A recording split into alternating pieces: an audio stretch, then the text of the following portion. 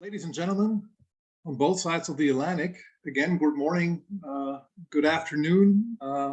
It's a real honor and pleasure for me to welcome you on behalf of the American Friends of the Alexander von Humboldt Foundation. My name is, as you can see, Christian Hähnel, and I'm the president of American Friends. American Friends, our mission is to promote transatlantic dialogue and cooperation in science, research, and public policy. We believe that a strong and vibrant transatlantic partnership is essential for tackling challenges we face on both sides of the Atlantic and for challenges we face worldwide. The Humboldt Dialogues series is one of our formats to promote this transatlantic exchange. And we're trying to do this in the spirit of Alexander von Humboldt, because Humboldt was a staunch believer in the exchange of knowledge and ideas across borders, across cultures, and as you just said, Jeff, also across sectors. The Humboldt Dialogue series tackles a variety of relevant issues together with our distinguished speakers from the Humboldt community and beyond. We want to produce thoughts and ideas for solving the urgent problems of our times.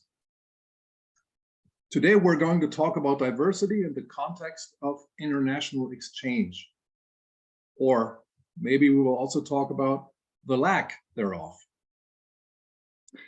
The American Exchange Organization Cultural Vistas recently had a, I think, very nice Valentine's post on social media.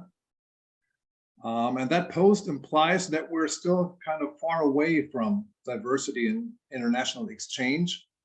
The post said, quote unquote, "Roses are red, violets are blue.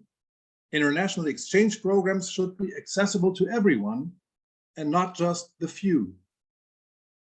I am very curious about how our experts on the panel will see this, and we're very grateful for having such experts with us today.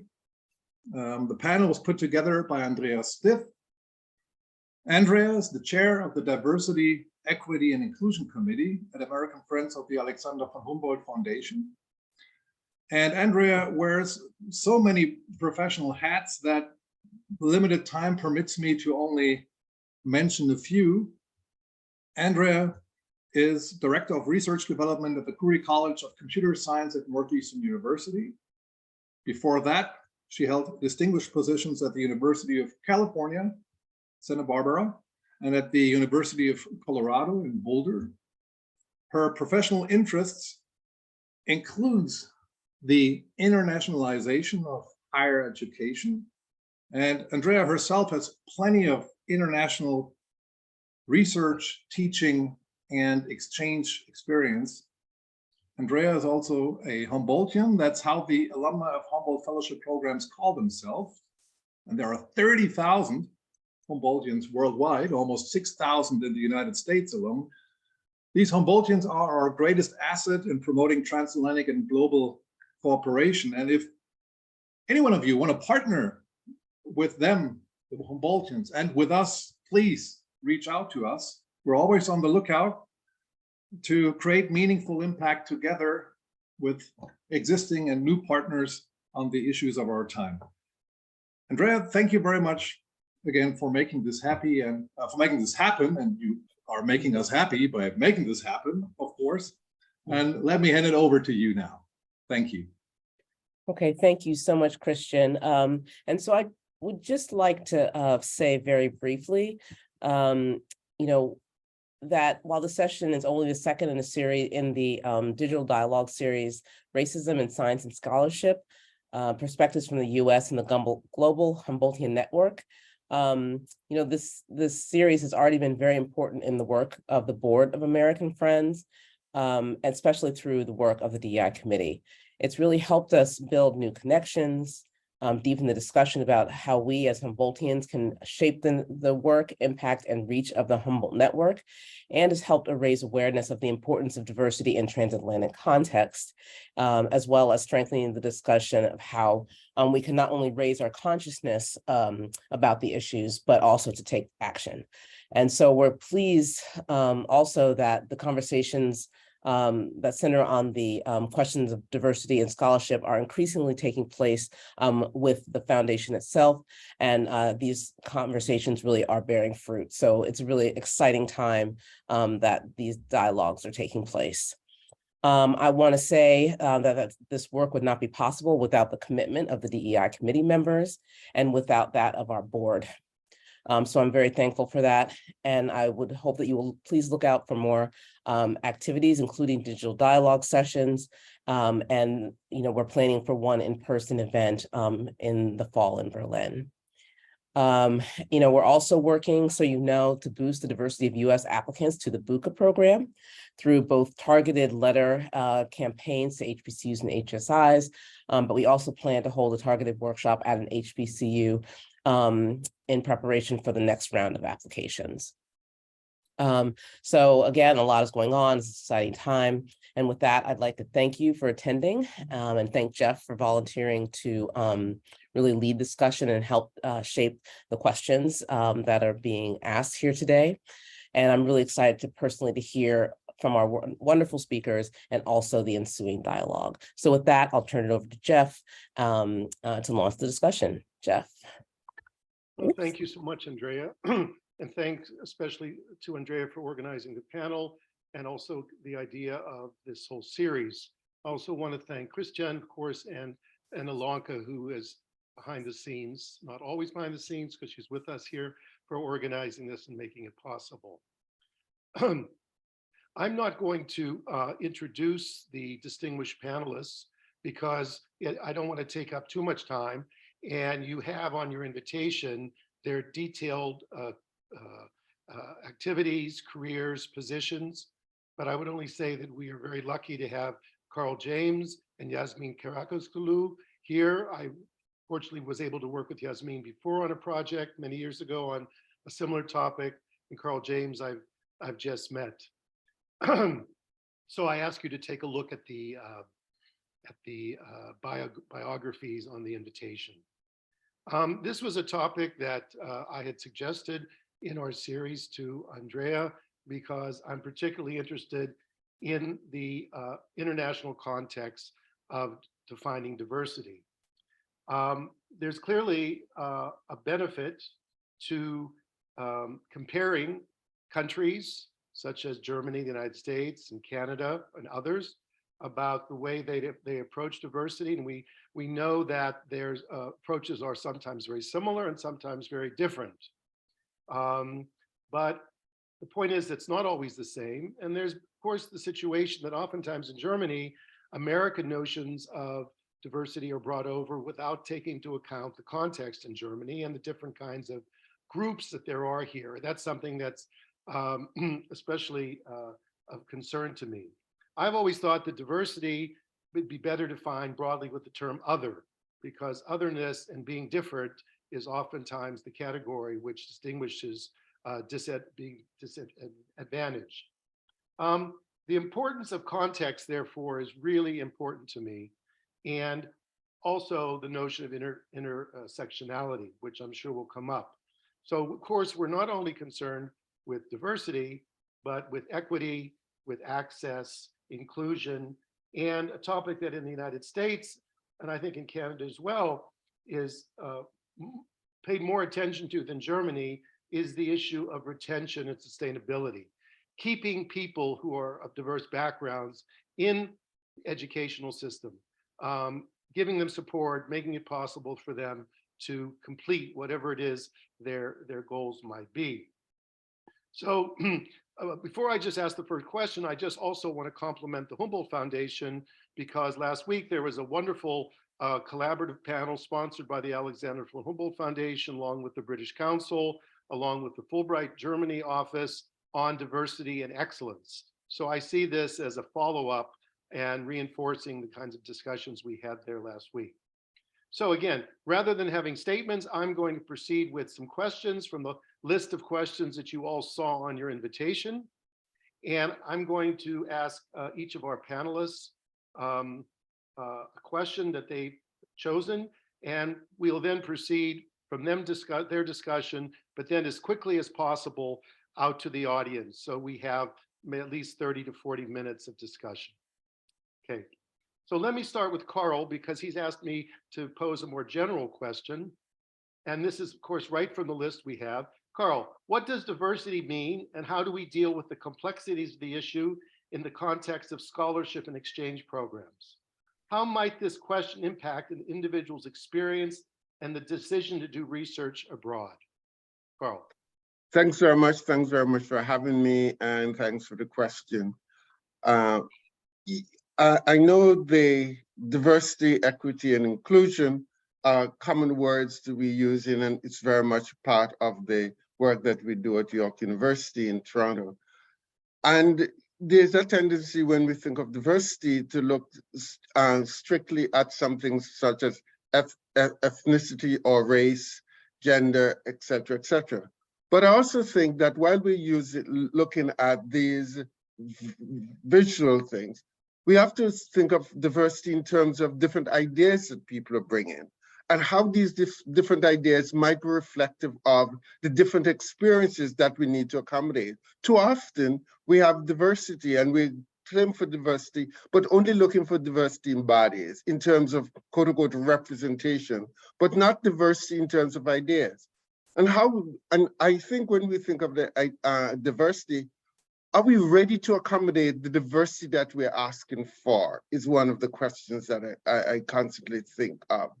Because we can't want diversity to be realized or to be practiced in a context where we be holding fast to the policies that we've had, the programs that we've had, and all those other things without thinking of what must we shift in those policies and programs and so forth if we're really going to make diversity a reality and inclusion a very, very much part of what we're doing and what we want to get after.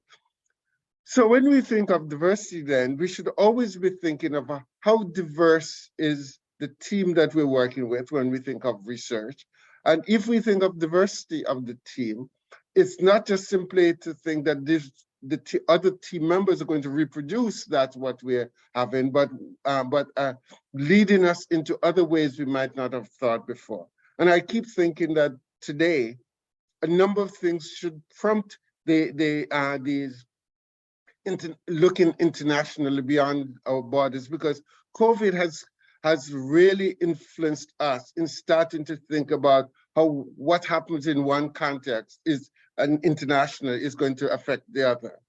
The other thing too, climate change becomes another important factor. So how one is affected by climate is going to be influence the other. So for me, diversity and thinking about how we move on diversity is very timely. It's a very important discussion, and we need to start thinking about how this operates. And further on, I will talk about how the national context, for example, coming from the Canadian context, what does that mean? What does diversity mean, especially when we think that Canada has a policy of multiculturalism and elsewhere might not have the same policy of multiculturalism, but operates differently. And does the policy of multiculturalism that we have in Canada, does it really enable and support the kinds of diversity that we have? The one last point I would bring is understanding that immigration, people are constantly moving between societies. How are we accommodating people from different backgrounds? And how are we accommodating the cultural change that's needed or that takes place when others come into our country? And again, one last point again is language. Where do we place language in looking at diversity? So those are some of my initial points that I want to make. There are others I'll get back to. Thanks very much.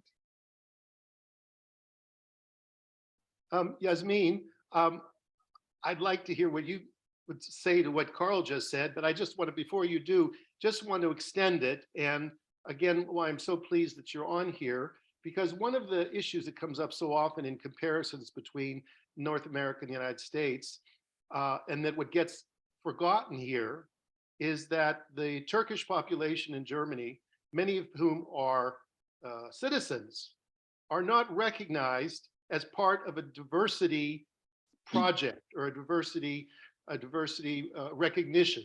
And I wondered what you think generally, because of the position in your own background, how would you bring that comparison between North America and Germany into this discussion? Germany is often considered behind, quote unquote.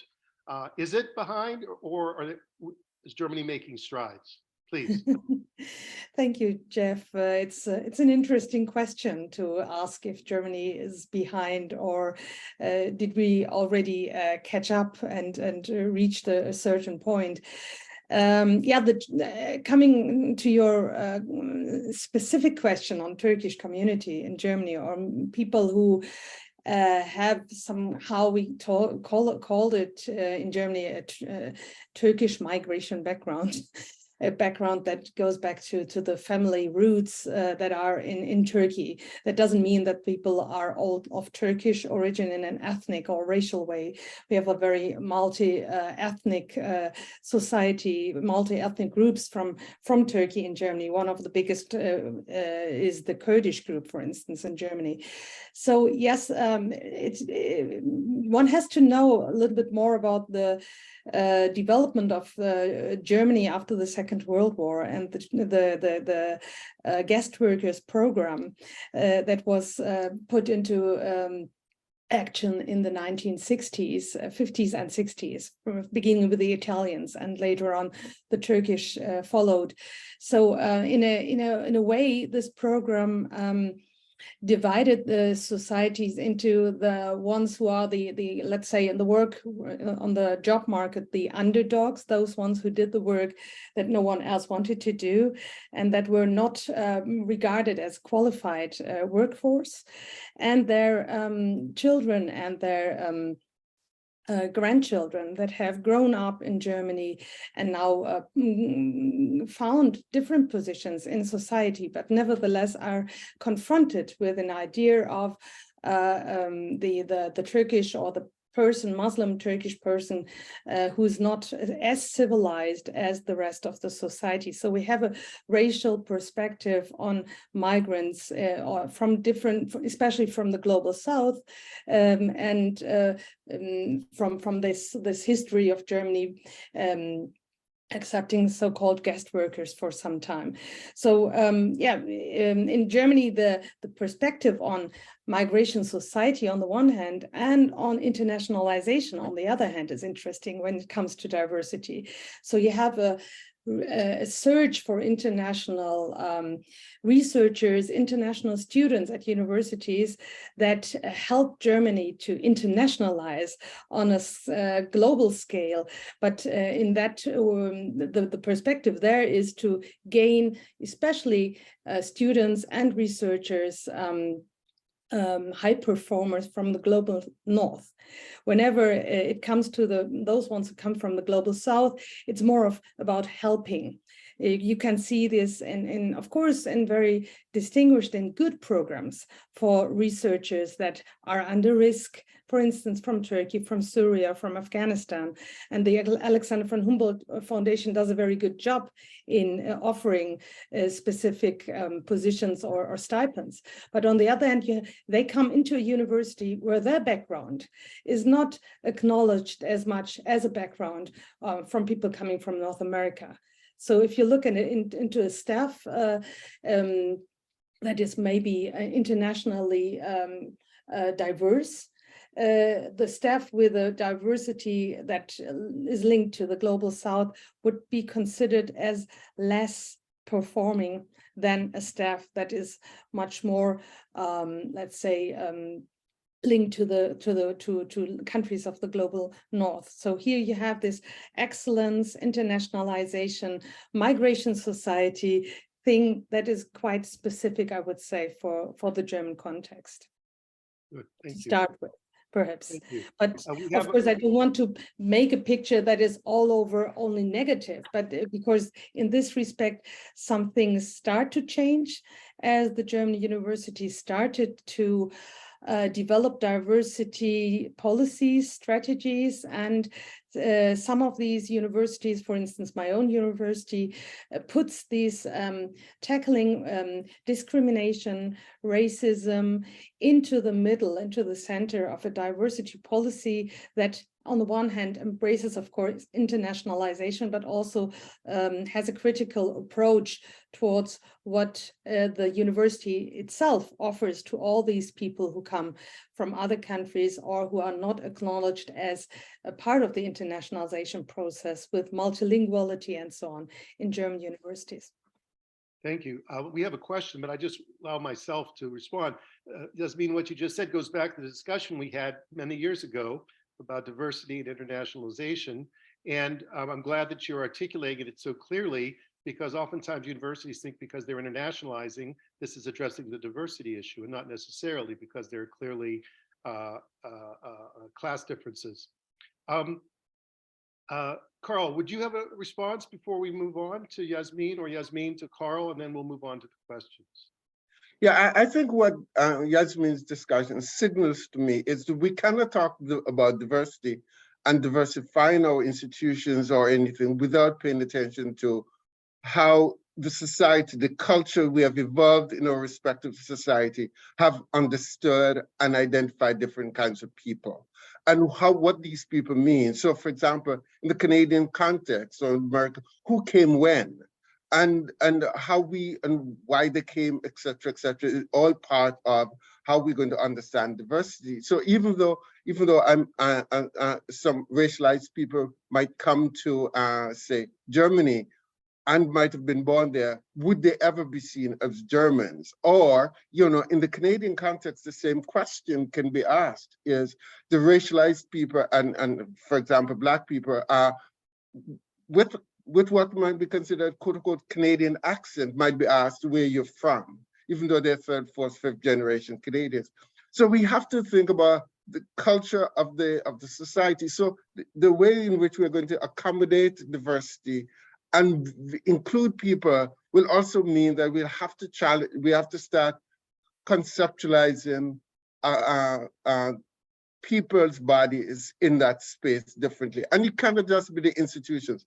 The media have to get on board because they have to start thinking about how they represent people as citizens rather than just simply people who are coming here to work or to just come for student, et cetera, and would they be seen as having the knowledge and capacity as researchers to provide information so that the rest of the community can get the necessary knowledge and education they need. So I think it's a big project here, and not just the institutions having researchers. Exactly. Yasmin? Yeah, I think it's about the question in how far the institution has an idea, or those ones who are effective in the institution, who are responsible for the culture of the institution, and how far do they have an idea of normality of the ones who they want to address with what the institution offers. Is there an idea of a real diverse group of people, or is there a main idea of the one who would fit best to the culture of the institution and who would be most wanted because he or she wouldn't cause any problems of adaptation? Or is it really about the institution who wants to learn how it works to open up for a diversity of people who have the right to be in that institution and who would also contribute to the culture and to the transformation of the institution into a real open, international, diverse institution, which means that the institution itself, the universities, have to question their routines and their norms and values to make sure in how far they themselves are linked to a perhaps very monocultural, mono-ethnic idea of who belongs to the institution or not. So in the broader society as well as in the universities, when you have people who are Black people, for instance, they quite often encounter that they are addressed in English.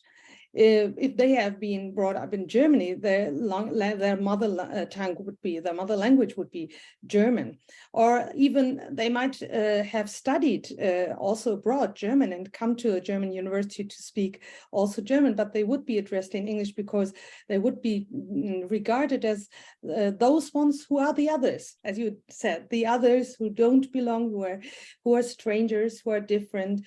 And so if this has to be changed, of course. That means that the institution has to really reflect on its notion of normality and the usual. Yasmin, may I ask you, and Carl too, but it's maybe particularly interesting here about Germany. Your university, if I remember, was one of the first in Germany to take these steps, and you were given a high-level position, and you have another high-level position. What did your university do to change the structure? Because it's clearly about structural and systemic change. What did your university do? Sorry, I have interrupted you, sorry. Yeah, because it's an exciting issue, of course, for me. Yes, in 2011, I was appointed Vice President for International and Diversity. And I must admit that I was not the first one in Germany, but the first one was at the University of Duisburg-Essen, who was in charge of diversity, not linked to internationalization. This was what we did in Bremen first for Germany, and others followed. I realized that only having a strategy, a diversity strategy or an international strategy doesn't help much to change the culture of the whole institution. What is most important is to have to question as I said, the regularities, the formal procedures, for instance, for appointments. How do we search for new researchers? How do we search for students? How do we try to attract them? And how far do we address them in our procedures? And if you look at the procedures, there's a lot of ideas on people who are the same like us. And we always look at people who seem to be as close as possible to us, because the idea is that then there is less conflict, less problems, but then you stick to all the same kind of people, the same mindset. And this is not helpful in a university that also wants to bring together bright people with different ideas and with creativity that comes along with diversity in most cases. And another point is, of course, anti-discrimination and fighting racism in university. That means that you bring that to the top of the discussion of a university, who always would think, in Germany mainly, that academia is enlightened. And enlightened people wouldn't be racist or wouldn't be discriminating. And this really shakes the self-conception of people, of the academics in the universities. So bringing that to the top of the issues as the part of the leadership means that you sometimes don't get a very positive reaction by some of the colleagues in the institution who would then name you a person who wants to do harm even to the university in its outward appearance. Thank you. Carl, I suspect it's different in Canada in terms of the buy-in by all the stakeholders at the top and all across the university, or? No, I don't think it's unlike what Yasmin has said. After all, remember, when we think of institutions, institutions have evolved with particular policies and programs, et cetera, et cetera. And of course, universities are going to be not internationally and nationally, which share certain kinds of understanding. After all, we know institutions are constantly looking worldwide to where they fit in the list of, you know, where they fit, where they sit in terms of acknowledged as universities, as significant universities, and therefore they're going to want to maintain a culture that seems that everybody's going to see as, yes, that's a good academic culture, that's a very good and supportive culture. But I like what Jasmine said, you know, the whole idea of bringing others in is they might be look different in terms of race, ethnicity, etc. But the fit is what we also work with. You know, how do they fit? So in the Canadian context, yes, we have EDI, or as in the American case, DEI, going on right now, where we're seeking to bring more diversity in the Canadian universities, and we have determined in the Canadian universities that Black scholars have not been hired at the same rate as other scholars, despite Canada having an employment equity policy for nearly 30 or more years, which is somewhat similar to the affirmative action. So Black and Indigenous faculty members are being, and researchers are being invited, and York University, where I am, has also determined that we'll have to do something in terms of increasing the number of Black faculty and Indigenous faculty. So there's special programs for them. Again, however, how do we see them when they come in? Are we going to see them as oh, these are new faculty, they're Black, and therefore we adjusted the standards for them? Or are we going to see them in the same way as all other scholars we have invited in and now making a contribution? So again, the larger system, we have to continue to think, what changes have we made? Well, how have we started re-looking at the people that we're accustomed to seeing? Are we seeing them as everyone else, or are we seeing them as, yes, we had to have a different program for them to come in, and that program meant such and such? It's very important. So there's a lot of work to be done. And if we're going to diversify and not just simply say, yeah, so we're having these people in.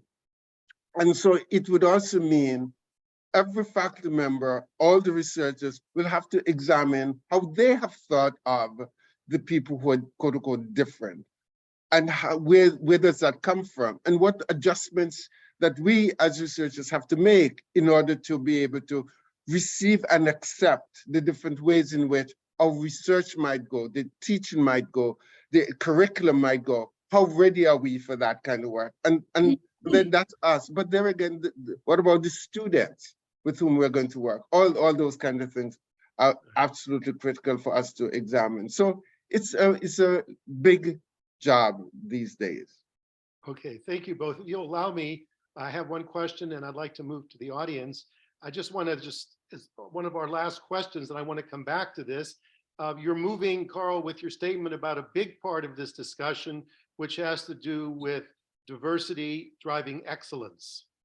And what does diversity mean what does excellence mean, and how does that have to do with accessibility? We're going to come back to that, but we have a question here from Gerhard Schutte. Would you like to ask your question, Herr Schutte? Yes, I'm just struck by the fact, you know, that when we think of diversity, we tend to conceive of it in terms of racial terms, not necessarily in terms of Black or white.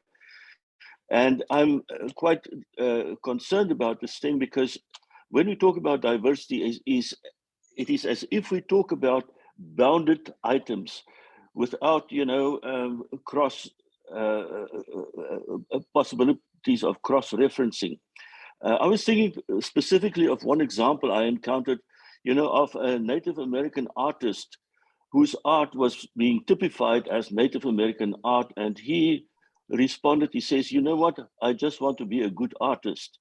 So this is very important, that we consider this whole idea of excellence is not necessarily in terms of racial or bounded ethnic terms, but it is in terms of the common effort we all have in pursuing knowledge and a better future.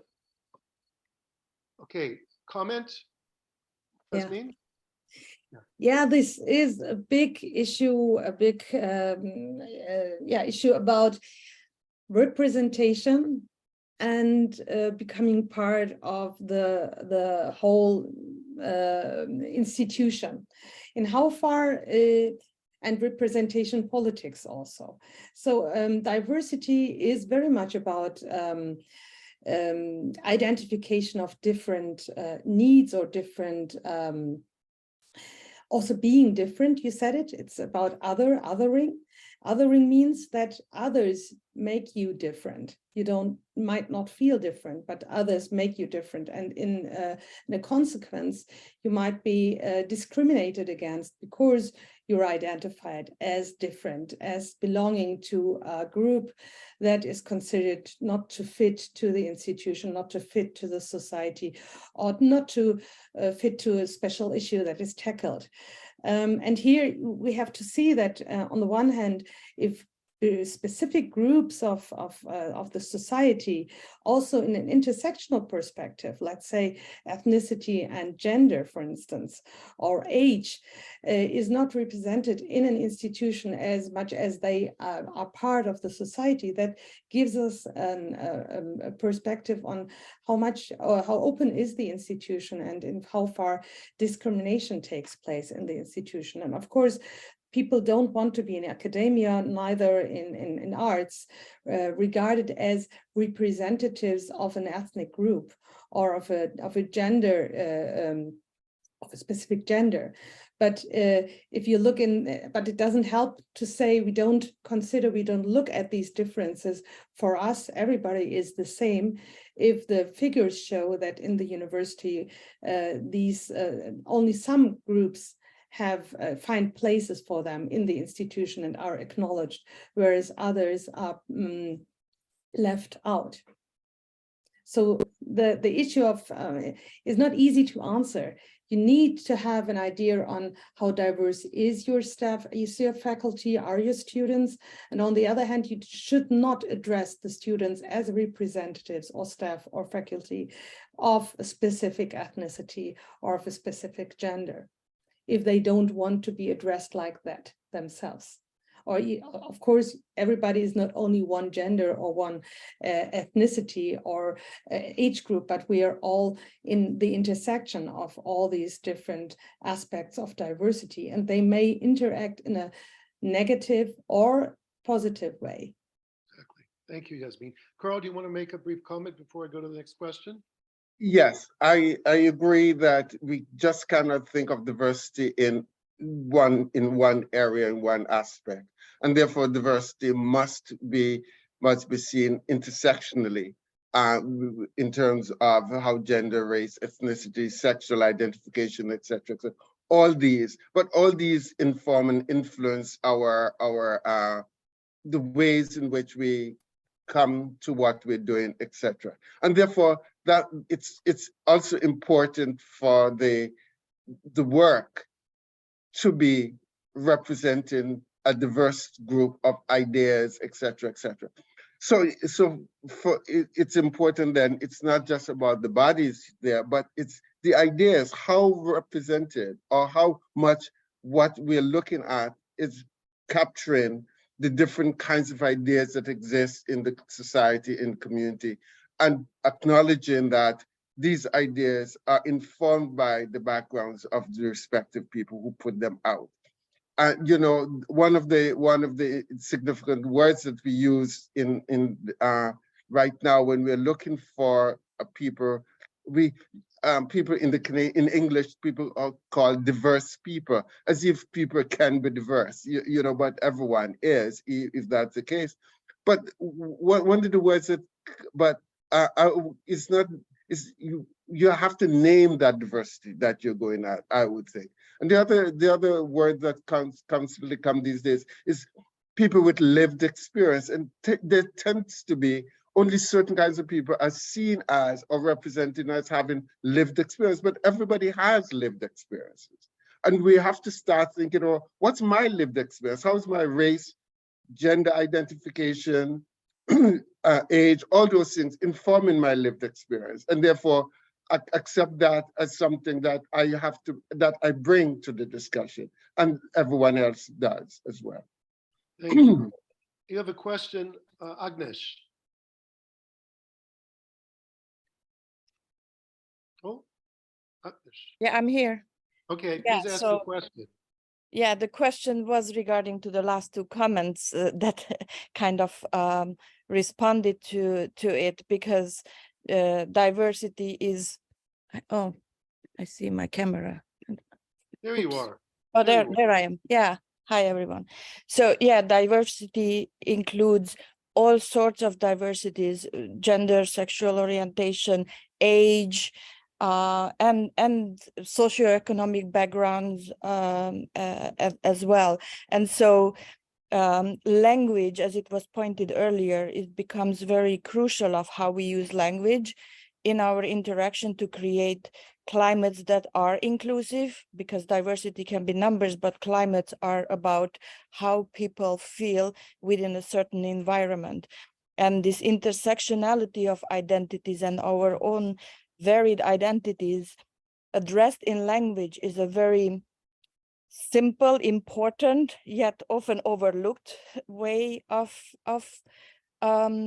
addressing. So for instance, even in this meeting, I heard he, she, which is already something that we are used to using, but it implies binaries. And we know that the inclusivity would be better with like a they. Or sometimes we refer to young students. Students sometimes can be not so young. They're not necessarily coming directly out of school for various reasons, coming out of war zones, delays from various reasons. And so implying that somebody has to be very young in order to be a student. So these are things which are language that implies inclusivity. So I was wondering, so this is my preamble, but it was addressed a bit in the last two comments about what are some of the initiatives and how does an inclusive environment is being actively approached. So I think that is a critical factor when we come to retainment as well, not just bringing in people, but retaining people to stay on path. Thank you so much. Okay, thank you. Let me, just for time, let me take one more question. We'll collect these two questions. Okay, Ildiko? Okay, thank you very much. So actually, so it is not exactly a question, it is a general comment, because we are discussing about diversity, and I would like to bring in discussion my input as an engineer. So I'm an engineer, and a very good connection also in Germany. I had a good connection. I was at the university, technical university in Clausthal. So this is near Hanover in the northern part. So my engineering point of view with regard to diversity and actually this systemic approach, what I learned, and actually this is also my important part, because I made my PhD and also my habilitation in the field of system engineering in Germany. And that is why I could say that what I learned and what we all are knowing, that actually diversity is assuring stability in a system. So we want actually, and I learned this in Germany in this university, Clausthal, maybe you also are knowing it is a very international university. A lot of international students are there, as myself, I was also one student there, an international, and actually to have a stable system, so to have stability in a system, we are needing diversity. When we all now are thinking on the discussion regarding global warming, this raising of CO2 emissions. So my background is an environmental engineer, so I know very good this discussion. So it is actually regarding stability, and which we would move forward with all this discussion, just think about sustainability. What does it mean to be sustainable? So sustainability, we have to think also on Einstein. I'm thinking on Albert Einstein, also in his time, he already said that in order to have a stable system, should be diverse. So actually diversity, in my opinion, as an engineer, but actually in this discussion, when we are diverse, we assure stability. And then in this idea, actually, also for assuring sustainability of our human world, because all we are knowing these discussions on a global level. So that is why I think that this connection should be made. When we are talking about diversity, we should be aware that this means actually stability of systems. Equality, a technical system, I'm an engineer, or in my opinion, if you are talking about the whole humanity in the world, because we can approach this as a global system. So I think it should be made, this connection with diversity, assure stability, and then we are assuring sustainability. Okay, so thank this you is very my much. opinion. So we have two questions, quite different though. One about sustainability and system, and one other very important question about language. So Yasmin?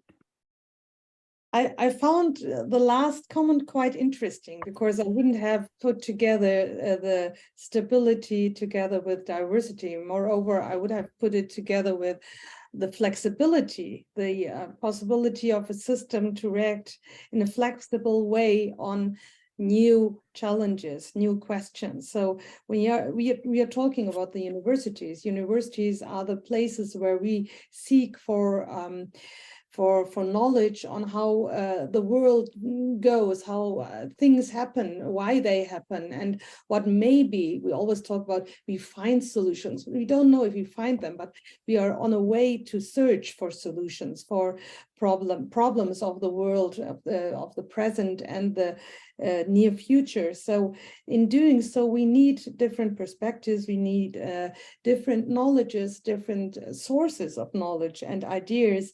And this all has to be put together and negotiated and discussed about, even controversially, in an environment where the difference is seen as something that helps to find these solutions, these ideas. And perhaps the stability lies in the way we are able to open our minds and open the institutions for this kind of diversity. And in this respect, for me, a very important point here is also the epistemic diversity, which is a big problem, in my opinion, for our new universities these days. When people come with different epistemic knowledges to the university, and this is not as much acknowledged as the one that we consider the most valuable one in so-called Western spheres, Western hemispheres.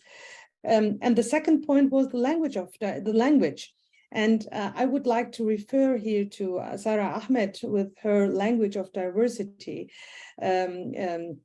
She taught me to open up my mind for the need to find a language to address diversity, not in a way where we ascribe differences to people, but we are sensitive to what the language of diversity can also do as a harm to the institution. If you act in neoliberal terms in celebrating diversity, you close the possibility to close the doors for understanding and seeing all those things that happen with discrimination and racism in the institution. You cover the self-reflection of the institution by using these advertisement words of the neoliberal universities.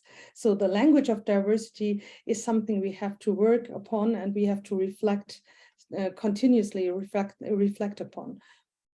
Thank you. Carl, comment on the two questions. One was sustainability and the language. I also was very interested in how, especially in the university, how the scientists, because you know, sometimes we think about the social scientists as having a different approach than the scientists, and and the whole notion of objectivity and not being informed by your particular background, et cetera, and therefore the questions that the social scientists ask might sometimes be seen as informed by their experience, and in the other case, it's about objective way in which they come to that the question. But if we start thinking of stability, then which I like, it's the fact that we're made up of differences. If we're made up of different kinds of people, different kinds of ideas, different kinds of questions people might be asking, and insofar as that is the reality of our social world, of the world of human beings, therefore, if we're going to move on with any stability, then how we incorporate and deal with all these differences, all these different ideas, all these variations, is to be able to harness them, to pull them together, for us to reflect on them and pay attention to them in the work we're doing. Hence, for me, it's important to constantly see how our survival and continuation, stability, is going to depend on how much we incorporate all the different ideas that exist, and not just simply, again, based on the individual bodies, but based on ideas as well is important for us to pay attention to. Again, it's language, of course. It's going to be significant that we pay attention to how we're approaching this, how we invite people into the conversation, and the language we use to engage and invite them into the conversation is significant if we're going to really reflect the diversity ideas, the diverse ideology that we're trying to enhance. Thank you.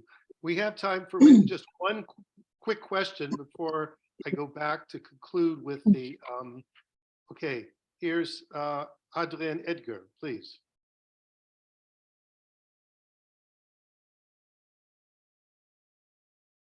Oh, hi, sorry. I wrote my question down, but I'll say it.